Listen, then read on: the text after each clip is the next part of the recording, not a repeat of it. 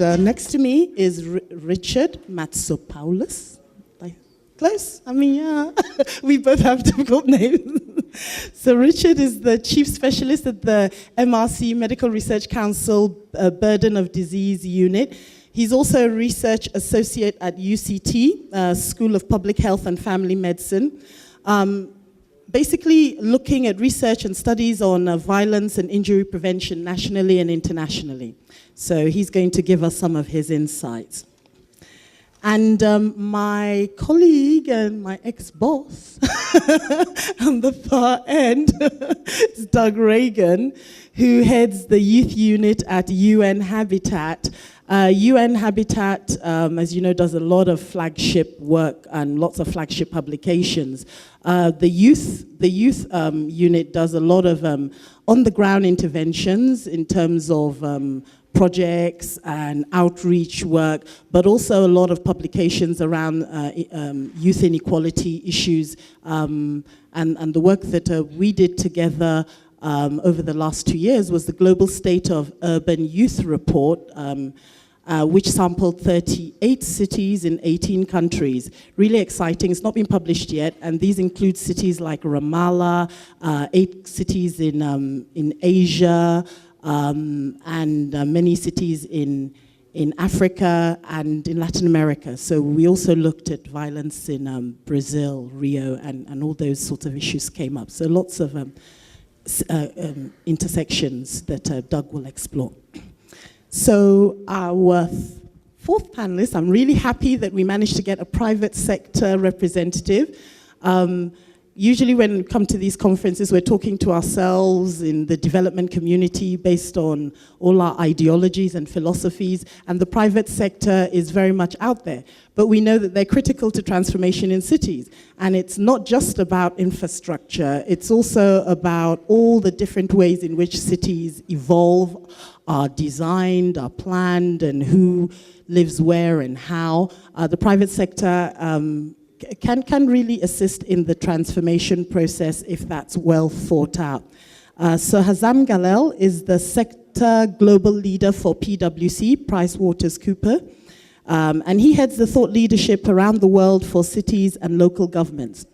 And I urge you all to look for a publication called Cities of Opportunity, which PwC publishes. Beautiful insights that benchmark cities. It's very easy to read and really gives you a feel of many of the tangible and intangible aspects of living in cities.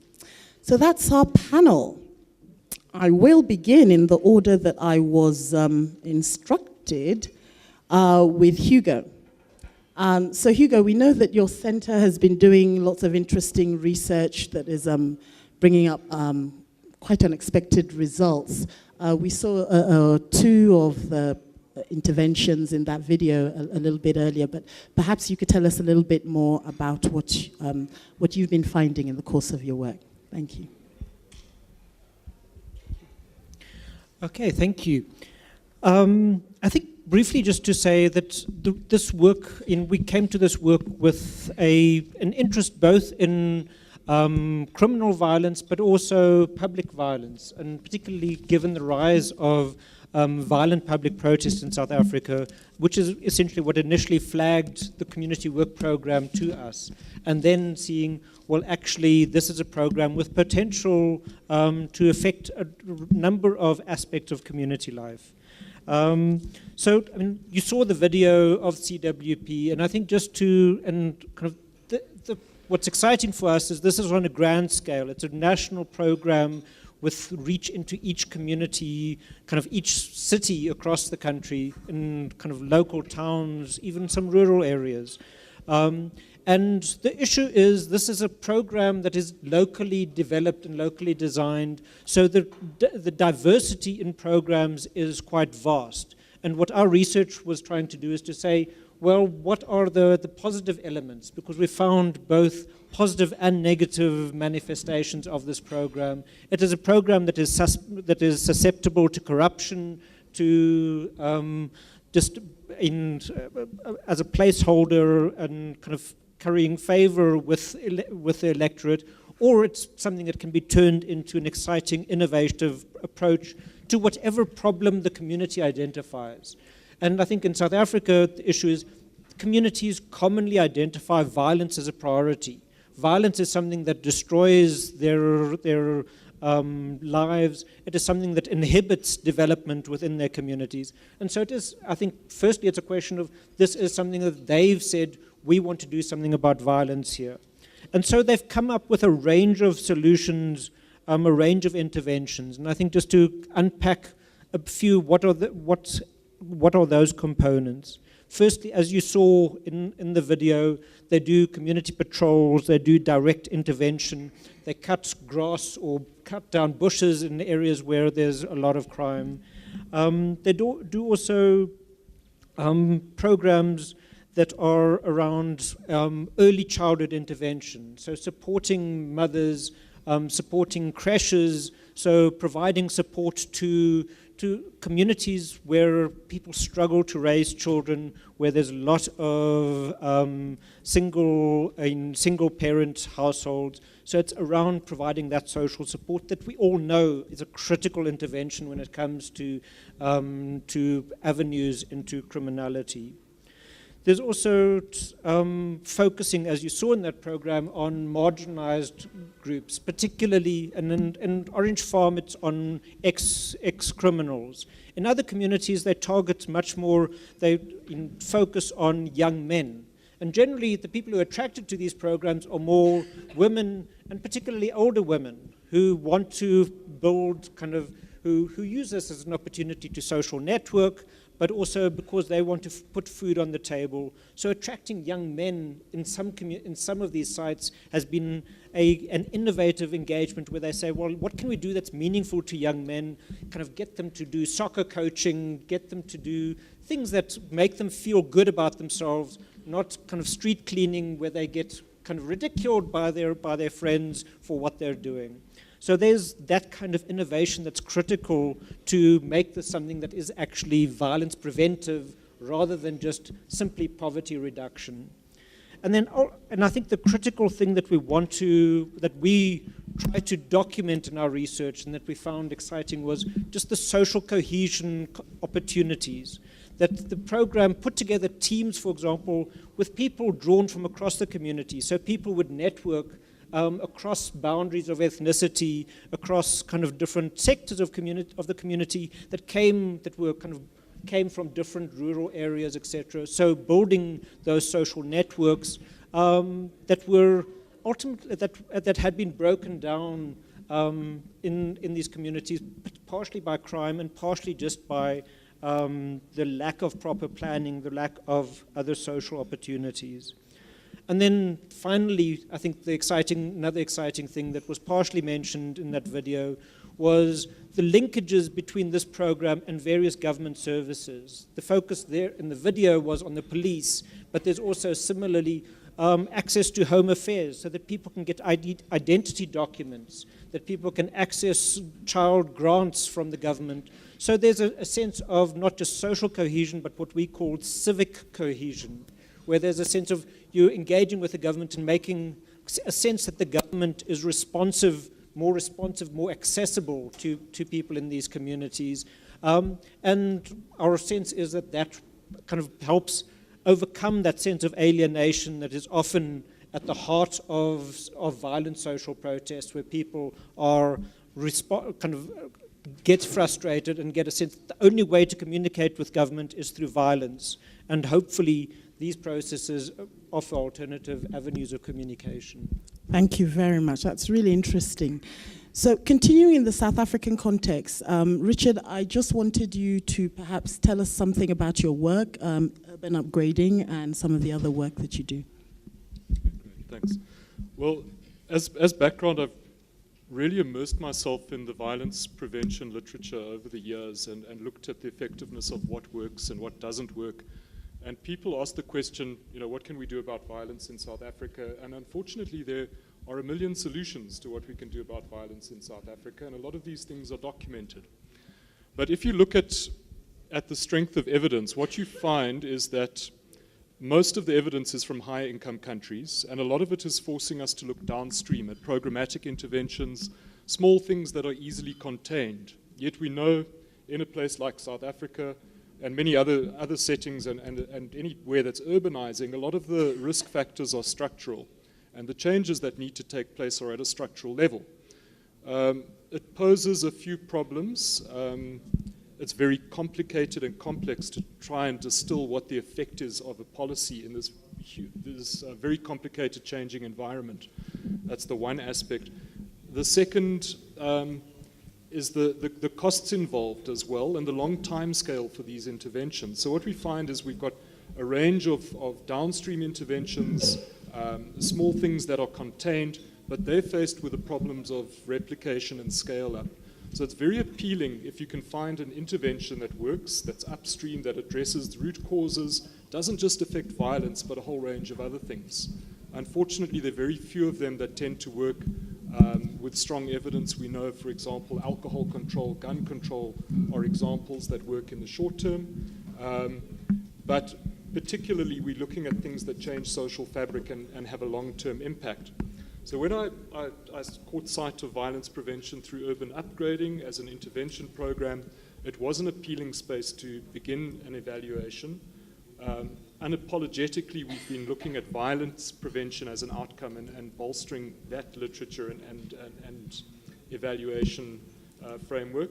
But if you can address violence, you can also address other aspects related to violence. We know violence is linked to mental health, for example, even communicable diseases, so HIV and people's adherence to treatment or health-seeking behavior.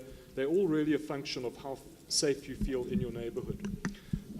For those of you that were here yesterday or visited my World Cafe table, which was rather exhausting, I've got to say. I feel like I've said it several times, but it's an evaluation that's still underway. So what we have really at a cross-sectional level is we can see a difference in areas where this program has been implemented and outside of that area. There's a whole range of things that we need to test going forward, see if there are other variables that might explain away that relationship. And that will be the research over the next few years and looking at the temporal aspects. There are two things that have come up consistently in discussions and at the World Cafe, and that's about sustainability. And part of a program like this intervention is that ideally it's a passive intervention. It's put in place and it's allowed to continue. It may or may not continue successfully, but what I can guarantee is unless things are put into a policy framework where it's replicated, money is going to be squandered on some other urban development scheme. So there's never a shortage of money, and there's never a shortage of interventions that will take place. There really is a need to try and bolster the evidence and understand how these things work. The second issue is one of inclusivity. So I've been speaking about violence prevention, but because we know violence interacts with all of these other dimensions, it's an interesting subject for further investigation if we can show a violence prevention effect. But that in a nutshell is it. That's great. So, Doug, I'll just pick up on some of the things that Richard has talked about. He's talked about evidence, gathering evidence, and basically bolstering up the literature. And a lot of the work that you do, although you're based in Nairobi, and what Habitat's work does, especially with youth work, is all global. It's all around the world. And you're gathering evidence to support policy, different policy interventions in different spheres. So I wondered if you could tell us something about that. Sure. Thank you, and I'm honored to be here. And I'm unfortunately, Nyson, who runs our regional office for Africa, was unable to be here, so he sends his regrets. Well, just to really quickly to kind of frame it, I mean, it's always a challenge.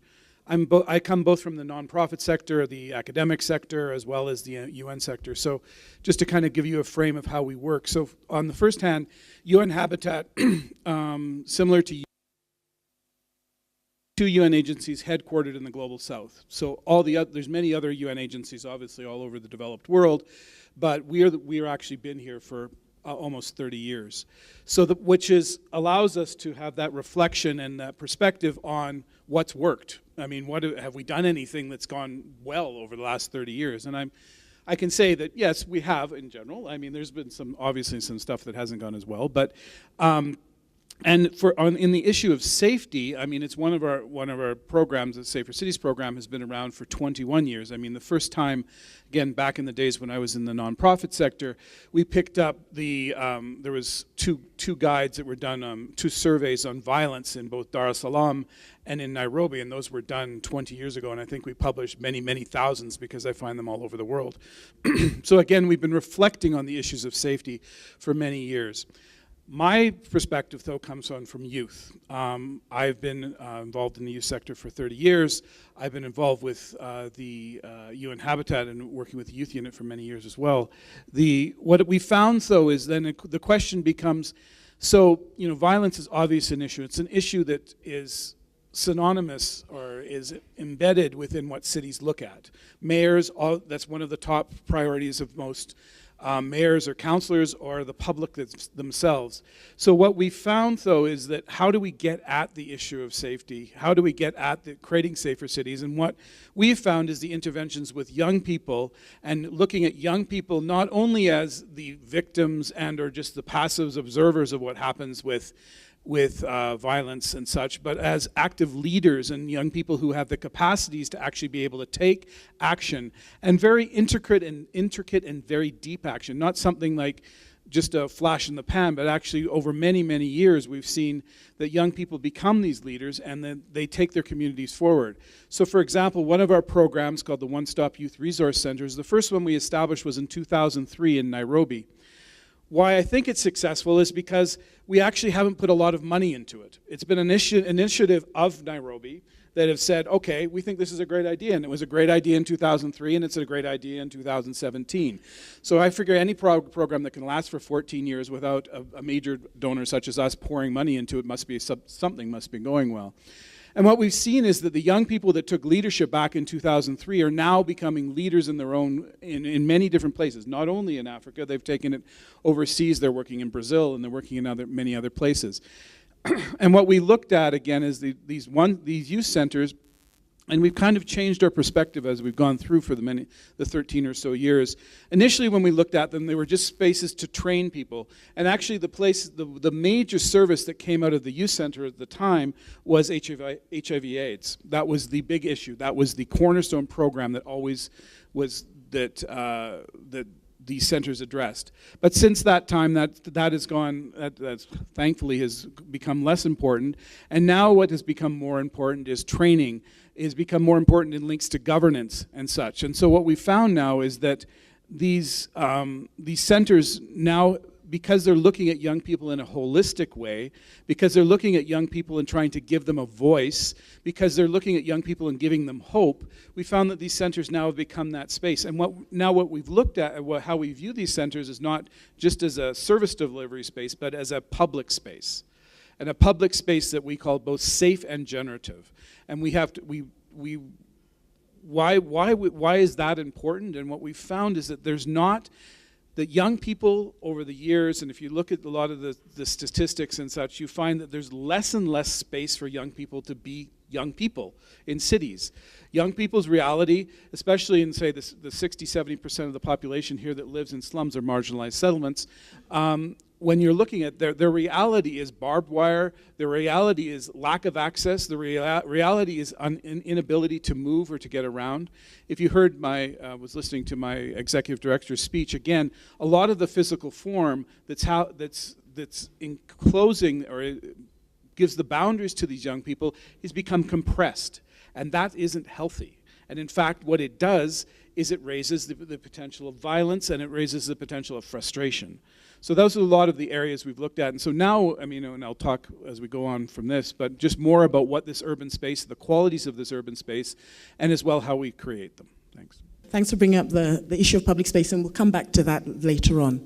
So I want to turn to Hazam. Thank you for coming, and I'd like you to just share with us what has been working in terms of how the public sector has begun to think about interventions around cities, and are they thinking about interventions to help design different, safer cities or not? Thank you. What we've been seeing in the past years is a better understanding from the public sector that they can't really shoulder the responsibility on their own. So we're seeing a lot more collaboration between what we call the pentahelix, the public sector, private sector, academia, enthusiastic citizens, and the civil society or NGOs. And the cities where this is happening, whether through existing natural mechanisms or organizations, we see a lot more successful examples. When we were in Quito, Ecuador at Habitat 3, we launched a new research done with the World Economic Forum on how can the private sector contribute to deliver the new urban agenda. And one of the key findings in this piece of work was actually, if you look at the cycle of how some of these urban solutions are designed and delivered, oftentimes the private sector is not really brought in during the planning, sometimes even not even during the design, but most likely during the operation and the execution. So when you think about it, what really needs to happen for the private sector to play a better role is to bring in the private sector earlier during the planning process, and to also involve it during the funding process, because the illusion that all of the infrastructure, including a lot of the infrastructure in cities related to safety and security, can be paid for only by governments is no longer. I mean, we're talking about trillions of dollars, and there is no way that this is paid for only by government or IFIs and the like. So the key message is bring the private sector early to the table, make them part of the planning, ensure that you have also continuous processes and a continuous vision within a city that doesn't change when a mayor goes out of election. It's what we call the NIM2 factor, or not in my term of office. So guaranteeing this continuity is really an important part. Now, interestingly enough, one of the most exciting examples that I came across about private sector involvement in the safety of a city comes from Brazil, where I lived for about 8 years, from a city called Maringá in Paraná. And what happened there is the private sector found that the rate of crime was increasing. So instead of waiting for the government actually to take action, they realized that they're losing talent. The city economically is less viable because of the security issues. So they started creating their own interventions in collaboration with the mayor and a series of mayors over the years, by training security staff, by actually putting in money from their own pockets as an industry association to enhance the security in the city. Fast forward 20 years after they started this sort of like collaboration, and this is one of the highest GDP per capita, lowest crime rates in Brazil. So this is a very good example of a systemic support through the private sector in enhancing the security. Thank you very much. That's great.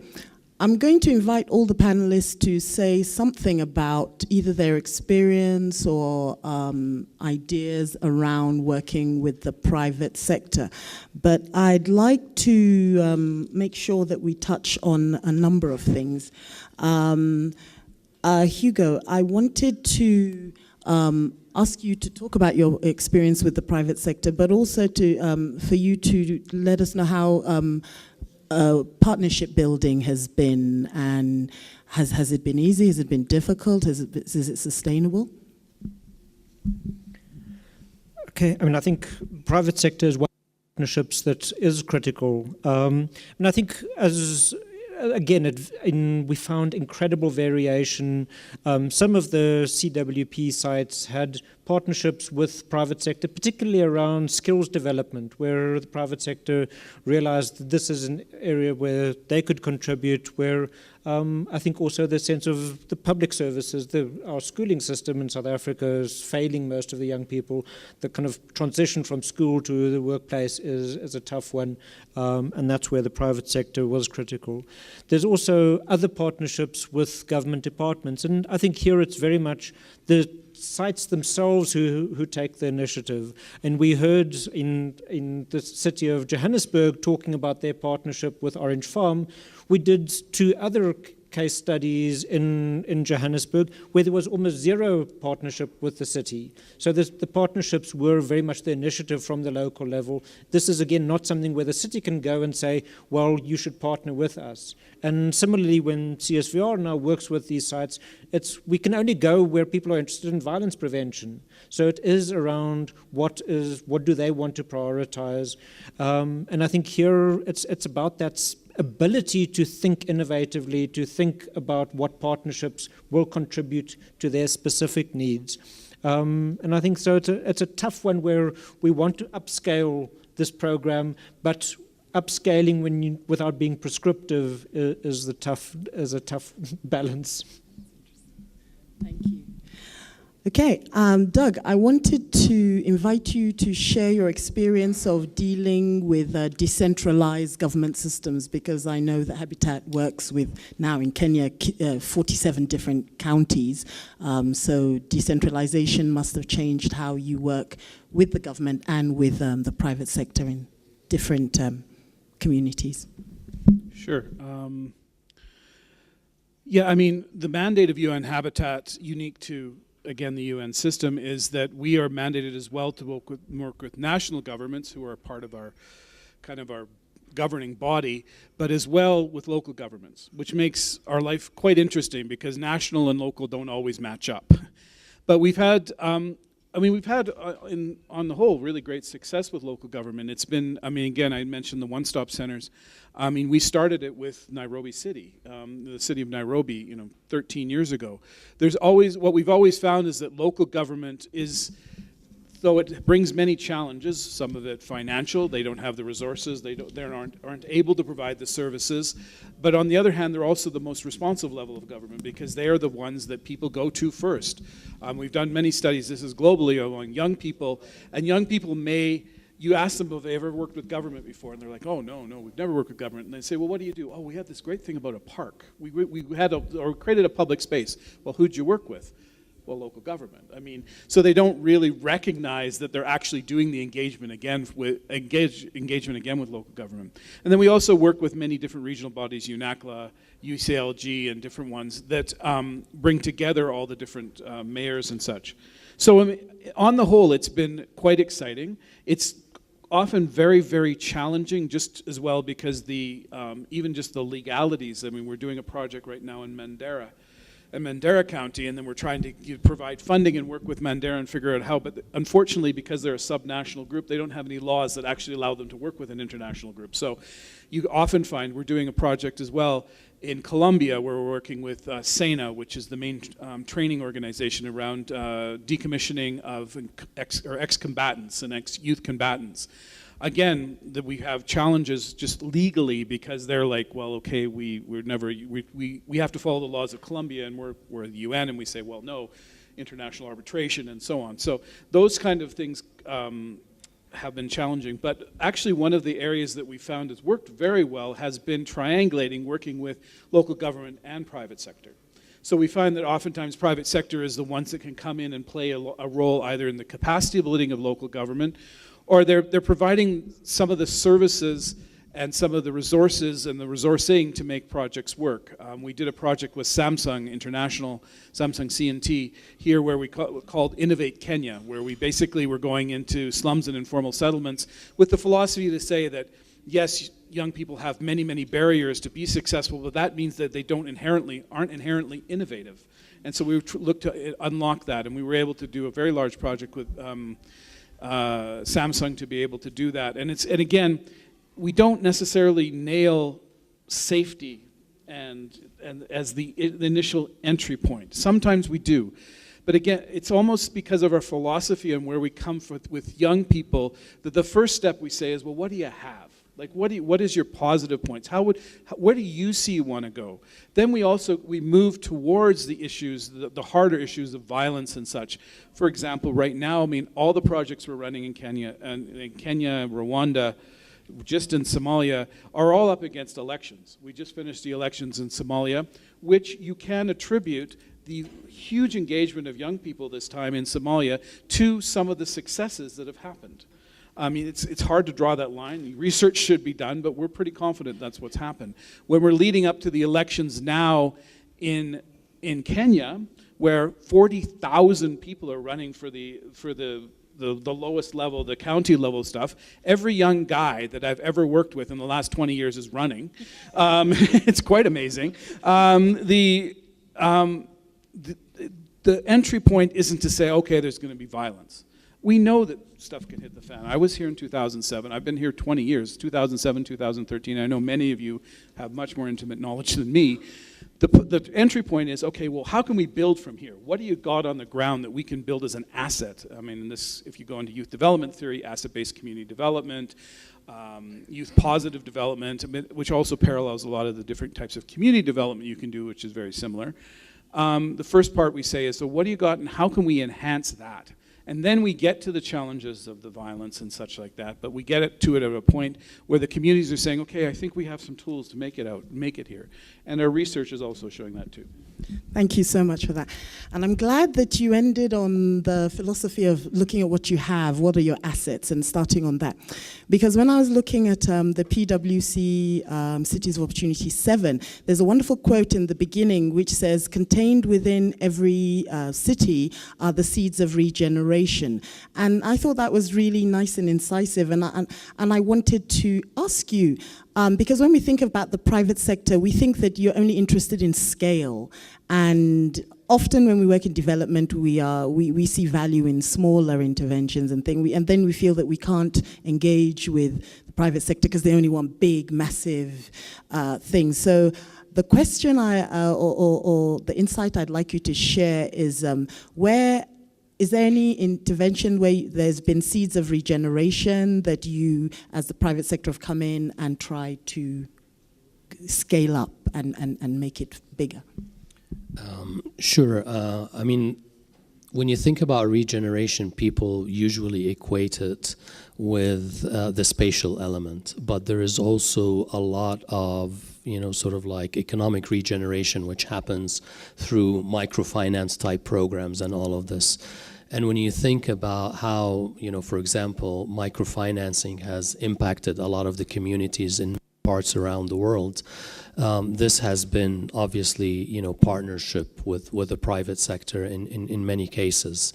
The other example that comes to mind is from an earlier stage of my career. I happened to be based in East Timor with UNDP. And it was during the time, actually, when every single donor in the world was focusing on East Timor. I remember having to report to 14 of them myself, on the program that I was running. But I remember one of the biggest wins we had was the coffee in East Timor, and the day we secured with a global company that they are able to come and source their coffee from East Timor. I remember the Prime Minister was jumping up and down with happiness because for the first time, he was putting his country on the international map as an exporter. So yeah, I mean, private sector, if the value proposition is communicated, if a city or a country is promoting its capabilities, what it's good at in a positive way, it will recognize the value and it will create the right partnerships. That's great. Thank you. So I want to use that same quote and ask you, where have you seen in your work seeds of regeneration that you think are scalable or have been scaled? It's an interesting question and one that actually came through when we were doing some of the preliminary analysis.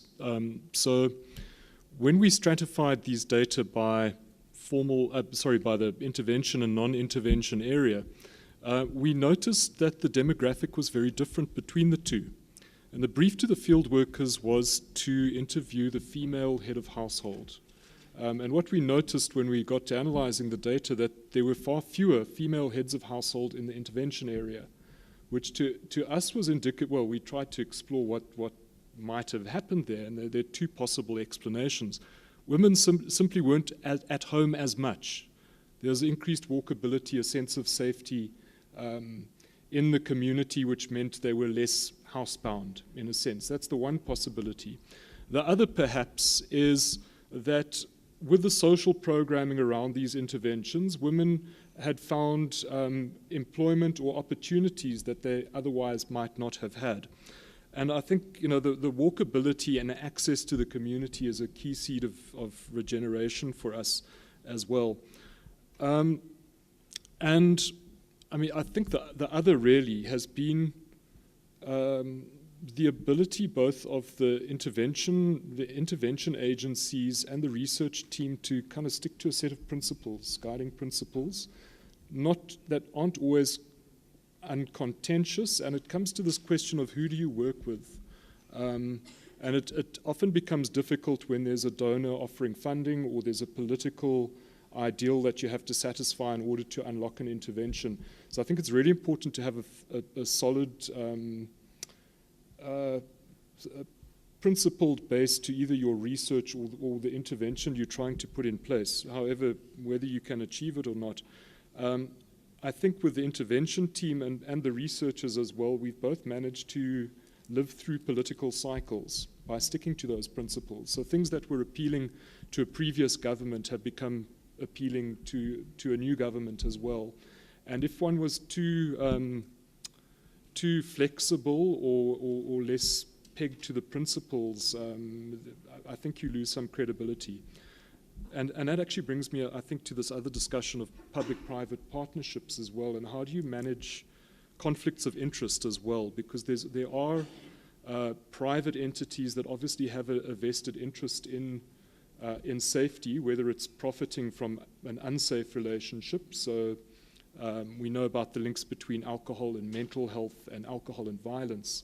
That's one example, but there's also private security or policing. They're not uncontested spaces, and even the example today around road networks and transport and cars. As soon as you have, you know, transport agencies or motor vehicle companies involved in a road safety aspect, it moves it away from the transport aspect.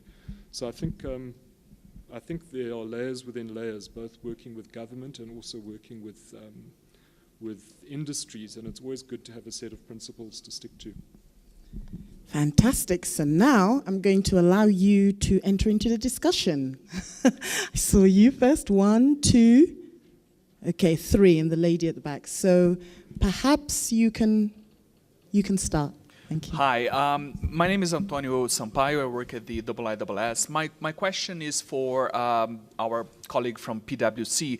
My previous interactions with the private sector in trying to get them on board in our research at the Institute on urban security is that, and that's not necessarily a criticism, that they're very transactional and by that I mean that they've been quite selective in not wanting to engage so much in the discussions about urban security, especially when we were talking about or proposing projects on violence, armed conflict, and they've usually, you know, been much more engaged with discussions on smart cities and solutions that I dare say are quite already established, you know, good examples, but not in trying to seek new solutions to problems. So I wonder how your views are on that, and by no means I imply that PwC is part of that trend. No, I think you make a very good point about the transactional nature of some of these sort of like interactions.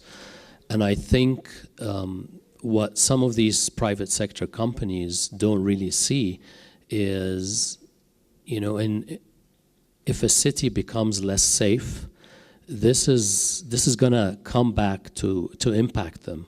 And, you know, I've personally seen this in Rio de Janeiro and the cycles it went through. A very virtuous cycle leading up to, I would say, you know, the period between 2010, post the financial crisis, until maybe 2013. There was like a sense of optimism. You know, they've done the program in the area around the Maracanã Stadium because they were going to host the World Cup final. It was a positive intervention, but where it failed, I think, was to bring the communities along. Now, when you think about the private sector hat, if you are operating in Rio de Janeiro and you just think about, for example, selling security cameras or whatever sort of like IoT or smart city solution that you can come up with, rather than to think about how to partner with the city's command and control center, which is state-of-the-art and has really made a difference in terms of how the city is managed, you have a choice as a technology provider.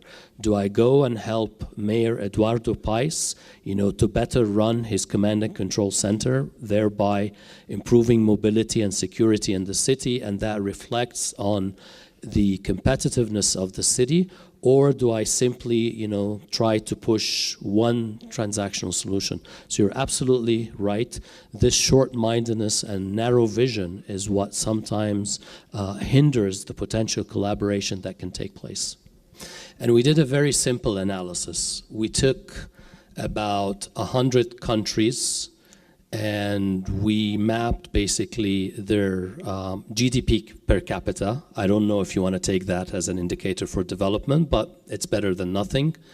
And on the other axis, basically governance as measured by several indices, World Bank and the others. And what we found out is that there is no direct correlation whatsoever between the level of centralization or decentralization of government with GDP per capita, but there is a very strong correlation with governance. So you can still have a centralized system, but if your governance processes, and everything allows you to incorporate the views of communities, and you're still making the decisions at the, either the central level or at the regional level, but taking the community needs at the local government level into consideration, you're still doing well. So I think the myth that you decentralize and everything is going to be great is not valid if it's not associated with good governance to make sure that instead of centralized corruption, you have decentralized corruption, yeah? It costs you more to have decentralized corruption. The other point that you mentioned about the goodwill, if you will, or the romantic notion of the private sector, I think to a very large extent, yes, the private sector is in it for a return on investment, but there is also proven research that those companies and organizations that act in a more responsible way, in the long term, the returns tend to be higher, in terms of, making sure that they're not assessing their investments purely on the economic return, but also on the social and environmental returns.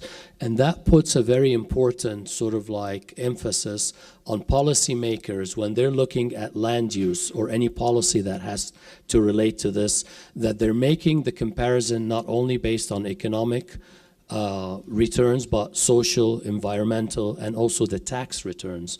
And that allows basically the decision maker or the policy maker to look at different options and see really how would this policy, and it's about trade-offs as well. And if they choose, to maximize economic at the, expense of environmental or social, at least they've had the data and they made that conscious decision, which may come back to hurt them in the next election cycle. That's great. Can I add? Yes. Come on. A lot of this, of the principles for which this kind of thing should be happening is contained in the work of the Global Campaign for the Prevention of Violence, I think, which is WHO is a central partner in that, in the Violence Prevention Alliance.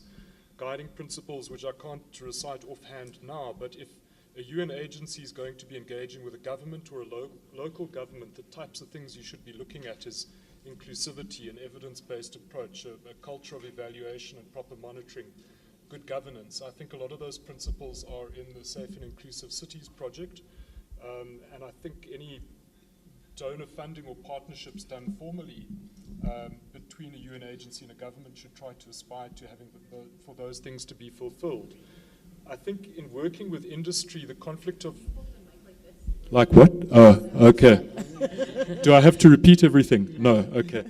I think conflict of interest is obviously an important thing working with industries as well, and there should be Some industries that have no role to play in a violence prevention agenda, there should be no direct funding coming from an arms industry, for example, or private security, certainly not, or even an alcohol industry. If that money is coming in, it needs to be no strings attached. Those industries should not be driving the policy agenda. And I think it's important to have those principles in place, and when they're set, we need to adhere to them. Great. Okay, the two panelists, you can also respond to that, and then I think there was a question at the back there. Is there another one here and here? I think just around the issue of local governance, and I think this is a huge issue in South Africa, where I think we do recognize that local governance is a space for serious corruption, where there's a lack of capacity, financial management capacity, that creates these gaps. And that is often what drives local protests, is the knowledge of corruption happening in the community kind of rising up, and in where there's political contestation within the governing party, for example, and it's it's a very emotive issue. And this is, in terms of our policy recommendations around the community work program, is firstly, our first policy brief was, how do you get the governance right? Before you can focus on violence prevention, you need to make sure that you're doing this transparently, that there's participatory, accountable systems in place. If you don't have that in place, then the violence initiatives are going to be short-lived, they're going to be co-opted, they're going to be manipulated. And I think that's critical, that we recognize that there's that vulnerability that we need to strengthen through interventions firstly. Thank you. So Doug, that's the million-dollar question. How do you get the governance right in decentralized systems? And Kenya, from 1 to 47 counties, how are you finding that? This is when you have to put on your diplomat hat and be very careful how you step. Well, for example, in the last 2 months, I've been to 3 different cities: Tehran, Istanbul, and Riyadh. I haven't been to Riyadh, but we're working in Riyadh right now, and we've been dealing with it. And you asked the question about cities. Okay, so, and each of those cities have issues. I mean, they all do. Whether how they elect them, how they elected.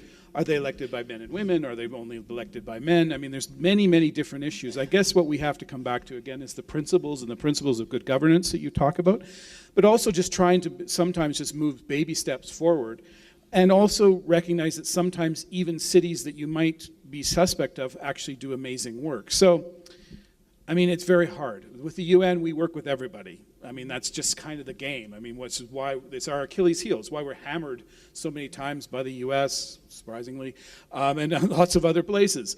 But I think what we try to do is, I mean, we don't work in situations which we consider overly, abusive or outwardly abusive, who are actively repressing their citizens, but we also find that we can find, again, amazing learnings and amazing places to work from. I mean, for example, Tehran right now is doing some amazing work in engaging young people. That's why I spent almost 4 days there.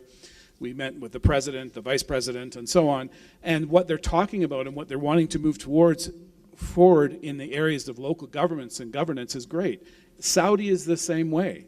I mean, yes, there's huge issues in Saudi, but on the flip side, we also find that what they want to use is local government as a test case to figure out how they can reform their whole governance system. And then in Istanbul, I mean, if we're talking about safety and safety issues, there's 3 million refugees that are in Turkey about this time. But how many of them are actually in camps? Approximately 285, 300,000. The rest are in cities. So, I mean, what I've seen, and specifically in Istanbul, so what I've seen there is some really great work, and we're working on top of that. I see the woman who was answering the question shaking her head. There's no real easy answer here. What I can say is that I work with cities over the period of time, and in some incredibly difficult times with cities, is that they are going to be there forever. They're not something that's transitory. There's always going to be governance. There needs to be work, and we often find, I mean, our first entry point as a youth unit is to say, how are you working with young people? Are you working with young people in a way that we consider to be ethical? And if not, how can we assist you in doing that? Because we think it's of value to you. And what usually happens, and again, back to when the mayor was talking about what we were doing 13 years ago, there was recognition 13, 14 years ago that young people were a huge percentage of the population. I mean, people really didn't get that young people make up 70% of many of the cities that we're talking about. These cities are usually younger than most of the populations of the countries in the developing world. If you don't engage these people, you're hooped. It's not going to happen. You're not going to move forward developmentally. It's the same equation that we've used with women, saying that women are 50%. Well, if you're going up and looking at 70%, you don't have a choice. So that's been our message for 13 years. It's like, if you don't, how can we do this? And we contextualize it. The image we use is a double-edged sword. If you're able to invest and do proper investment, as the mayor was outlining, you can get huge benefits that are exponentially beyond whatever you can imagine. If you don't invest, you get the other side of the sword, and we see what's happened. We see how there was amazing things that moved forward in the Arab Spring, and then there was not, because there was no investment and no support of the young people that were doing what they were doing. So it's a challenge. We take it on a case-by-case basis. We fully recognize that we can be under huge criticism for the work we do, yet we feel it's really important, if there is a spark of hope, to go after that spark of hope and try to move forward. Great. Thank you. So I'm going to ask each of the panelists to answer to speak on those two perspectives. So the first one is looking at the link between rural and urban, and what your experience is, your insights on that. And the second one is about the different ways in which partnerships with the private sector. We've heard a number of models there, but I think I'd like to throw in the idea of working with social enterprises. Have any of you worked with social enterprises, and is it successful? How is it? And this idea of impact investing, which philanthropic organizations are looking at. So are the private sector looking at where they can invest that has most social benefits at the same time? So each of you, if you could speak on that. Thank you. I think the urban-rural sort of like divide and the urbanization rates north of 80%, 85% that we've seen in many parts of the world are a direct function of lack of economic activities in rural areas, lack of services. And I think in many ways, unless we really try to make sure that when we're looking at the economic development of a region, we're looking at it in an integrated way of both rural and urban, we're fighting a lost battle, if you will. And I think technology today and the ability to try to create different economic activities, provide medical services, provide some of the other services that educationally that oftentimes have led to the migration, and a lot of people coming from rural to urban areas not having shelter and ending up most of the time in slums. Unless we're really thinking about new innovative ways of slowing that down, we're not going to prevent it 100%, because urban areas are still offering better opportunities, better services, but at least to try to slow it down, then I think the urbanization rates are going to come to the point of no return, and we're going to further complicate how we're managing the cities. Social entrepreneurship, for the other question, is very important. Some of the best and most innovative ideas that I've seen is as a judge for the HALT enterprise. You see students from African universities, from worldwide coming, and they're innovating, they're bringing proven business models and trying to apply them in African cities. And I think if we take that, encourage it, put venture capital to support social entrepreneurs, and really most importantly for the decision makers, the mayors, the governors, to really start thinking about how do we best leverage these homegrown opportunities from the youth, I think the private sector will definitely follow. That's great. Okay, thanks. I think I'm aware of the time, and I think we're not going to really flesh out this discussion much further, but what I can probably do is try and stick by the principles that I was speaking about earlier, in response to Alderman Smith's challenge, and that is to look at an evidence-based, thank you. It is very late in the day. I think most talk shows I've watched tend to end after about an hour, and there are about 3 commercial breaks in between, and I think we're in an hour and a half now. So you've brought up 3 very interesting examples about public-private partnership, and I don't think I disagree with any of them, although there is a challenge in my response, and that is we do need to look at the evidence of effectiveness. You used one phrase which was a bit troubling, was that business benefits. My research is around violence prevention, and I'm very interested in violence prevention outcomes primarily. They could be interrelated, and if there's a business benefit and a human benefit, then all well and good. I think the danger really is if private entities set the policy agenda.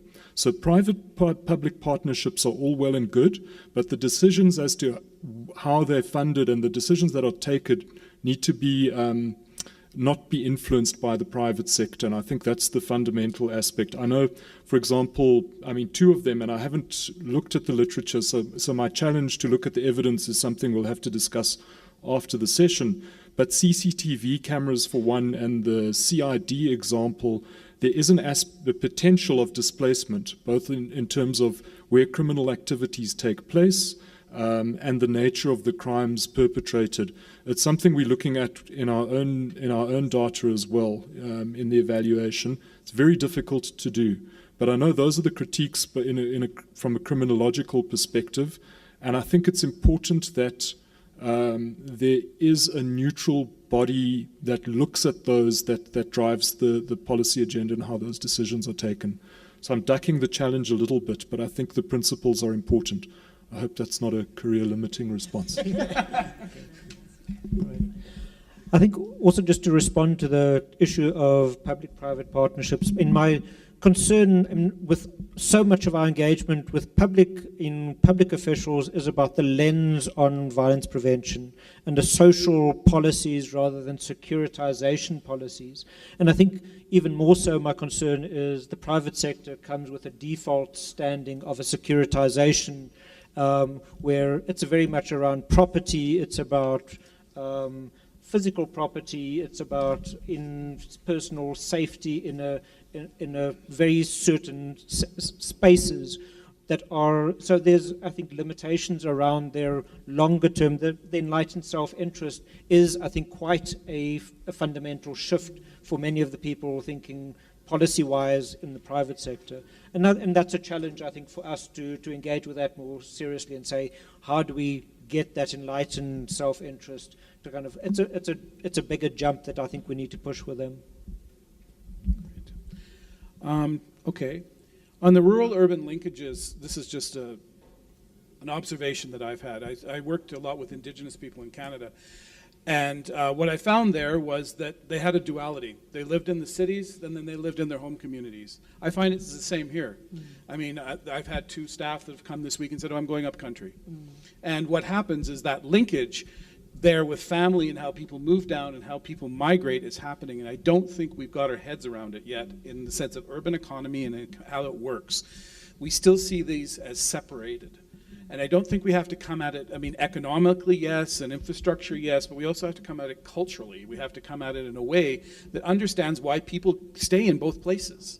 It's not seen as a negative. I mean, when you talk to people in my staff is, I guess 60% Kenyan, I guess, I'm not sure.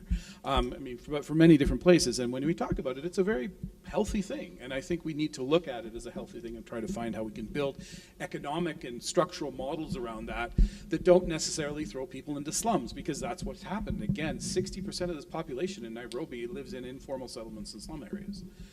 We really need to look at how we can use some of the knowledge that we have that goes a bit beyond the sorry, a bit beyond, you're the mic master, a bit beyond the what we try to do in analysis economically and so on. And technology might allow us to do that because it allows us to look geospatially at what's going on with people. In this terms of the private sector thing, well, let me just give you 2 examples of areas that I know have worked to some extent. Private sector that I've seen here, again, I'm using Nairobi the example, but we've also worked in we work in many other countries in sub-Saharan Africa. The first one I call waste to wealth.